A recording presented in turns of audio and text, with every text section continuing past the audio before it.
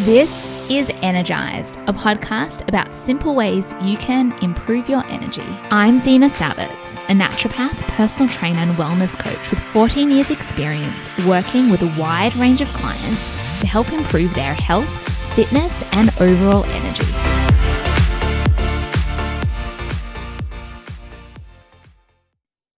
Hello and welcome to this week's Energized podcast episode. I'm really excited this week. I have my second guest on Energized. And this week I have the lovely Lyndi Cohen with me. Hey, Lyndi. Thank you so much for having me. Thank you for coming on my podcast. I'm so excited. Today, we are going to get straight into it. Lyndi and I have known each other for a little while. She is an amazing, I'm going to call her an entrepreneur because she is really creating incredible things in the health industry. But I reached out to Lyndi because I noticed that she posted about feeling a little bit burnt out, which at the end of 2021. I don't know if I know anyone who wasn't feeling burnt out. So today we are going to talk pretty much about Lyndi's experience and what she's been going through, what she's currently going through, and hopefully share some insights into what that is like. So apart from 2021 being a tough year for everyone, tell me what's been going on for you that's led to you feeling burnt out. Dina, so much, so many things. Well, firstly, I had a child at the beginning of 2021. I gave birth on the 28th of December 2020. So I started 2021 as a new mum, as a new parent. And it's just such a huge transition to go from, being this carefree, easygoing, sexy, fun person who went on all these big adventures in her life.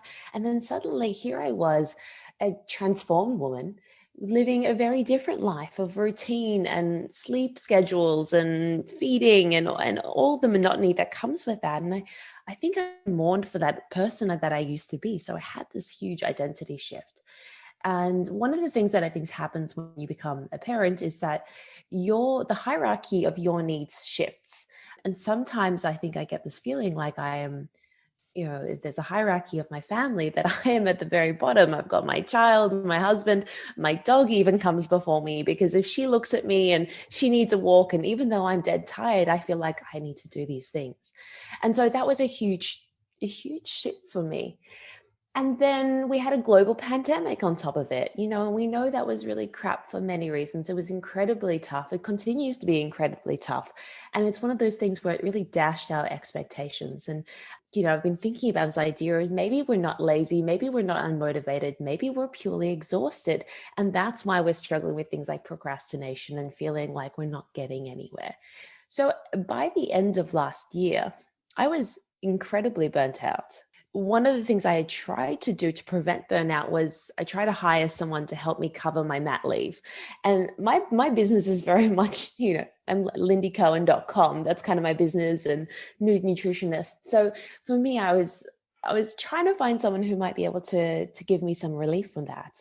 But then a week before maternity leave was meant to start, before I'm about to give birth, she quit the job.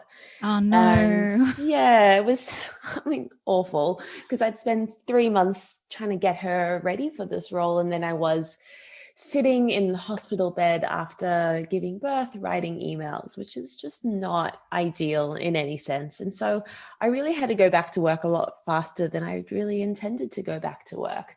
And trying to juggle work and having a baby and all the responsibilities and the constant to-do list, really what it felt like for me is I just had too many tabs open in my brain. It's like when you have a computer, too many tabs, and then suddenly all you see is that little spinning wheel and nothing is happening. You have all these things that you need to do, and it creates this sense of deep overwhelm and helplessness almost. And so that's the point I was at, where I was feeling fatigued and I didn't have the motivation that I needed.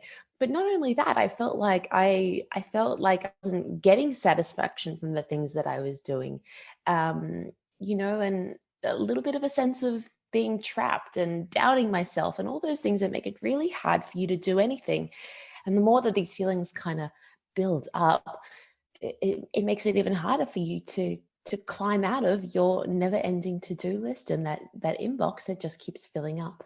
Yeah, everything you're talking about is so, so, so normal for mums, especially first-time mums, to experience. And this is one of the reasons I wanted to get you on here to talk about it, because I think that especially in the world of social media, we see these picture perfect mums, and this isn't helpful to anyone at all, because being a mum is a massive, massive shift from the life before. And I will say, you're still sexy and carefree. It's just Thanks, you have a few sometimes extra you have a few extra things, or especially little Leo to look after. And yeah, you're absolutely right. The hierarchy of your needs shift. And I definitely experienced that as well. When I had Asher 6 years ago, I felt also everyone around me was all about him. And it was, people come and visit you with the best of intentions, but they want to ask you, is he sleeping through the night? Is he feeding well? All these questions about your body as well, like what's going on for you, but nothing that is helpful in, oh, wow, you've just stepped into this new amazing role as a mom where suddenly your independence has been taken away and you now need to look after this human being who's reliant upon you, as well as everybody else, as well as running your own business, as well as all of that. So I guess I want to talk more about what you did to help you work through it or continue to work through it, because I think once you become a mum, I talk about this in terms of exercise for mums. You're postnatal for life, but really once you become a mum, everything shifts and it's constant for the rest of your life, working through these things. So yeah, talk to us about what you've done to help work through those feelings of extreme fatigue and burnout. Well, it's early days here. So I probably only realized that I was burnt out in December. It's now the first week of January. So I'm still very much in the thick of trying to work out how to solve my burnout problem. And I think number one thing for me was realizing after months and months of feeling like, oh, there was something I needed to change, but I couldn't quite work out what was the fundamental problem. Because in a way, it was the contribution of all these little parts that were making me feel overwhelmed. So what I needed to change was a whole bunch of things. And that in itself felt a little bit overwhelming. Yeah. So I got to the point where I was like, you know what, Lyndi, you can't continue like this. No, maybe you don't need to just suck it up or get better willpower or try harder. Maybe what you really need is to give yourself a break. And I do feel like I am a perfectionist. It's interesting because I've learned how to let go of being a perfectionist with food. Very much what I do is I help people feel relaxed around food, about, healthy enough eating is good enough eating. But I don't think I was applying this kind of logic to the rest of my life, where I was expecting, my house to be clean all the time and there to be the laundry that's just perfectly constantly on rotation, and I have to respond to all the emails and I have to do it all. And of course we can do anything we want, but we can't do everything we want. So there's a tough place right now where I have to go, all right, well, what am I willing to sacrifice and change? And which standards do I absolutely need to maintain?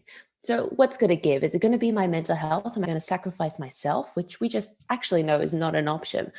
Or am I going to go, my house doesn't need to be guest ready? And I was speaking to one of my friends and copywriter, her name's Becday, she's a journalist, she's fantastic. And she was telling me that she had a friendship, a new mum friendship. And when they first met, the friend said to her, hey, I'd love you to come over to my house, but can we just get one thing straight from the beginning?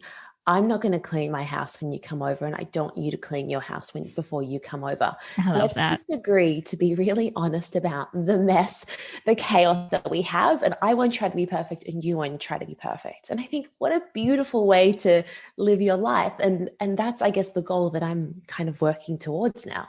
Beautiful. I love that. Honesty in motherhood.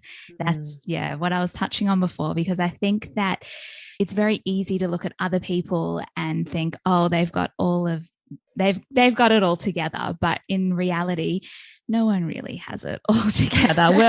We're all struggling in this together. But I think that if we are honest about it and can open up the conversation more, then I think we are allowing and giving permission not only to others, but to ourselves, that it is overwhelming and there are a lot of things that might need to change, but just taking that first step or just one little thing, I love the analogy of your giving yourself permission to with food, where you haven't taken that into the rest of your life. But I think listening to you, seeing that and acknowledging that actually tells me that you have started to think about it. And I think that if we say anything, that's actually some really good advice for if anyone else is going through the same thing, that it's a massive shift that's happened externally, and internally sometimes the two haven't really caught up with each other yet.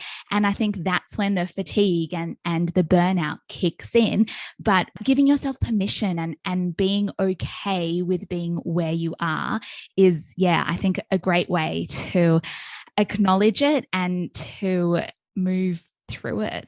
Yeah, I love that. And one of the things that happened is I spoke to my cousin. She has 3 kids, so her eldest is 8 years old. So I told her how I was feeling, and she said, Lyndi, it's hard. You have to accept that this journey is tough. And I think in my mind, I was thinking, well, if I'm just organized enough, if I just am on top of everything in my life, then it won't feel as hard. I was trying to avoid making mistakes. I was trying to avoid, the things not going to plan. But, with a children, it's chaos, it's tough, and it's going to be that way. So part of it is accepting it and not blaming yourself when all those things go wrong. Absolutely. 100%. And I think as time goes on, you learn more. And the number one thing that I say to mums is just to be kind to yourself, because your experience is going to be a different experience to your friend or your cousin or your sister or, your sister-in-law. Everyone is going to have slightly different experiences, but that doesn't mean any of them are easy. But at the end of the day, just being kind to yourself and going, okay, I'm going through this and I can do it. And just taking each day as it comes and each moment as it comes can also be really helpful as well. Yeah. Which I also, to be honest, find really tough to be kind to myself. I find that that's a constant battle and thing I'm working on. Because when it feels like other people need me more, I feel so pulled to go, all right, well, I need to go and sacrifice myself right now. But I think for myself, carving out time each day that is, unnegotiably my time is really essential. So for me, that's going for a walk every day. I started recording my mood and my anxiety and my burnout feelings. Yeah. And it made such a big difference to when I reduce my phone time. Yes, that's a big one, isn't it? Walking more. Yes. We don't realize how much phones zap our energy, completely taking it. Yeah. I have a favorite quote. It actually comes from one of our great sages, and it's, if I'm not for me, who will be for me? And it continues to go on, but I love just that little first bit. Because if you, and I tell a lot of mums this as well, that if you're not putting yourself first, then you're not going to be there for your baby, for your partners, for your pets, for all the important people around you. So I love, love, love that you are getting out to walk, because that's also one of my favorite things to do.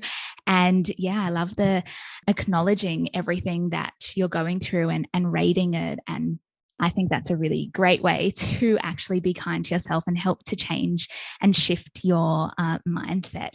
So we've talked a lot about different experiences, and I just thought, I know you are still going through it, and honestly a lot of respect and love for you that you're acknowledging that you're still going through it as well, because I think a lot of time we look at people and go, oh, they've been through this and they're through it. But honestly, it's, I think, amazing to share something when you're in the process of going through it. So I'd love to know what your number one tip would be to someone who is listening to this episode and realize they're actually probably also on the verge of burnout or heading that way.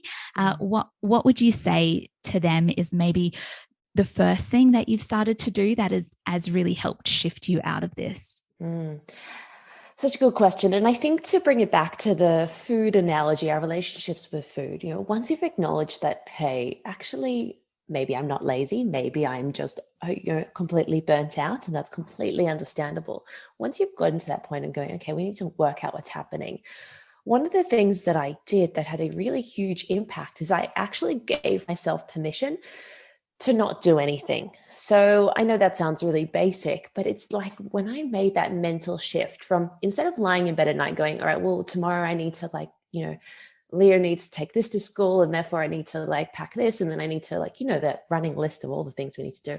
Once I decided that actually tomorrow I didn't need to do any of it, and I could, the things that needed to be done for my son, I could offload to my husband. And I just said, tomorrow is a day off completely from all the responsibilities you have. As soon as I did that, something shifted in my brain. I suddenly became inspired again. I started writing. I started doing these pieces of work that were actually really exciting for me, not because I had to, but because I really wanted to. And it's like, within a few hours, that shift happened for me where I was like, I can do this. And it's very much like with food. When we tell ourselves we can't eat something, we can't have that, what ends up happening is our brain really ends up wanting it. When we give ourselves permission around food and we go, anytime you want food, you can eat it. Anytime you need rest, you can have rest, truly. Then actually our bodies can really relax, and because they trust that those core things that they need, rest and sleep, are going to be given to them. So they don't feel like they have to fight for it all the time. And then I think there's something really interesting about letting go of control and how much more freedom it gives us. I love that. I really love it. I think, what you were talking about when you're lying in bed at night and thinking about that list has been termed the invisible load of motherhood, where it's something that mums specifically have going on all the time. We're the ones who do remember that email that daycare sent to say that, your child needs to have X in their bag for the next day. And then suddenly, as you mentioned, when you're lying in bed at night, that's when it kind of clicks in. And I think, taking that time out to rest is so important for your nervous system, for your mood, and for your overall health. So I love, love, love, love that. And I think the permission to do nothing is really a permission slip that needs to be granted to all mums. And I agree with you. It definitely kickstart that creativity and helps you do the things that you love and go back to the things that you really enjoy. And not to say motherhood isn't enjoyable and we don't love it. We do, but it's but hard. Also it's hard. And it definitely strips us of a lot of things that we used to love doing and we forget about. And coming back to them is, especially having that rest time to remind you. And doing nothing is a hard one, because I think everyone, as we were talking about earlier, reducing screen time, I think a lot of people's idea of doing nothing is sitting scrolling on their phone through social media, which is not doing nothing. It's firing lots of things into your brain that you don't need. But I really, really, really love that tip. So let's talk about what your big thing is, I guess, in your business, your Back to Basics app that helps people be healthy without dieting. I love it. Tell us more about it. Yeah, so I'm a dietitian, nutritionist, struggled with my food for, a decade before I finally realized that diets don't work. If they'd worked, I would have achieved where I was trying to get to by now. Yeah. And I think I had this idea that I was, that I had failed at diets. And the truth is that diets had failed me. Yes. And so when I kept speaking to clients, they kept telling me, but I really need some kind of pathway. I can't just go from following a rigid meal plan to having, being completely untethered. And so Back to Basics app is kind of this brilliant way of you getting a little bit of structure, but plenty of flexibility to help you learn how to be healthy without the dieting nonsense and BS that we get sold to. So it helps take the stress and the headspace out of having to work out what to make for dinner every night, but giving you so much freedom, because it's certainly not a meal plan. Plus, there's a whole bunch of mindset tips. My kind of thing is body image. After you have a baby, the postnatal body image is really tough, and you're going to see yourself in photos that you don't like, and you're going to have bad body image days. And we need to have a strategy to deal with that, because if we don't, we end up going back onto a diet that doesn't work, that leads us to feel even worse about ourselves. So Back to Basics is also, if you're pregnant, if you're postnatal, there's hundreds of pregnancy and postnatal workouts, which I found really hard when I was pregnant. Loads of recipes, and you can just really easily toggle between them, get postnatal support, get physio support. It's kind of like, I'm very excited about this app, which we've recently added a new feature where you can also check in with your hunger. So it's helping you become an intuitive eater, giving you strategies to help you tune out of the diet noise and tune into your lovely body. I love it. I love it. I love it. I love it. Especially all the postnatal stuff. That's a big thing for me as well, is that we need to change the message. There is no such thing as trying to get your pre-baby body back, because your body before you fell pregnant is different to the body you have now, and you're not getting that body back, but your body has done so much. And we need to move forward and encourage women to embrace that and accept that this beautiful, amazing body that has carried human and birthed human is now able to do so many more things in a different way. So, amen. Let's not sacrifice 95% of our life to weigh 5% less. We've got so much to live for. Absolutely. I love that. So, Lyndi, where can people find out about the Back to Basics app, and where can they hear more or see more of you? Oh, cool. Yeah, I'd love that. So I'm at nude_nutritionist. Just type in the Nude Nutritionist and you should find me on Instagram or anywhere, and you can follow along. You can try Back to Basics app free for 7 days. Just search Diet Suck in any, Apple Store or in Google Play, and you're going to find the app. Amazing. And I'll add all of that to the show notes as well. So if you're listening and you're out on a walk, then just make sure you have a look at the show notes, and you'll be able to click through straight to follow Lyndi and check out her Back to Basics app. Linz, thank you so much for this amazing chat. It was so good to talk to you. I love your openness, your honesty, and bringing this conversation alive, especially for mums, so that other mums can hear the importance of honesty in motherhood, and knowing that we don't have to do everything and we're allowed to rest. Well, we can't do everything and we need rest. Absolutely. Thank you so much for having me, Dina. Thanks, Lyndi.